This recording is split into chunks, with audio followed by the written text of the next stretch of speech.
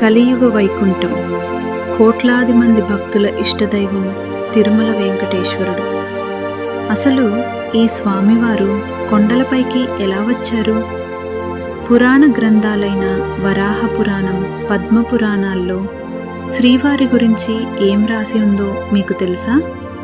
ఈ 2 నిమిషాల్లో అద్భుతమైన చరిత్రను తెలుసుకుందాం.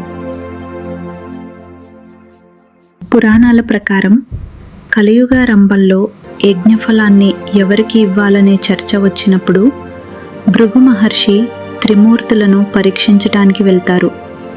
శాంతమూర్తి అయిన విష్ణుమూర్తిని కూడా పరీక్షించే క్రమంలో ఆయన వక్షస్థలాన్ని తంతారు.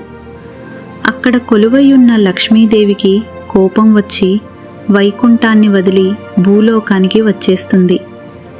లక్ష్మిని వెతుక్కుంటూ శ్రీనివాసుడు శేషాచలం కొండలకు చేరుకుంటారు. ఇది భవిష్యోత్తర పురాణంలో వివరంగా ఉంది. శేషాచలం కొండల్లో వేటగాడిగా తిరుగుతున్న శ్రీనివాసుడు ఆకాశరాజు కుమార్తె పద్మావతిని చూసి వివాహం చేసుకోవాలని తలంచుతాడు.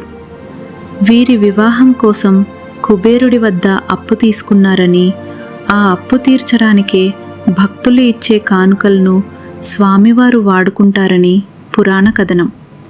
అందుకే తిరుమలకు వెళ్ళినప్పుడు మనమిచ్చే తలనీలాలు, కానుకలు ఆ అప్పు తీర్చడానికే అని భక్తుల నమ్మకం. మత్స్య, కూర్మ, వరాహ పురాణాల్లో వర్ణించినట్టుగా ఈ 7 కొండలు ఆదిశేషుని 7 పడగలు.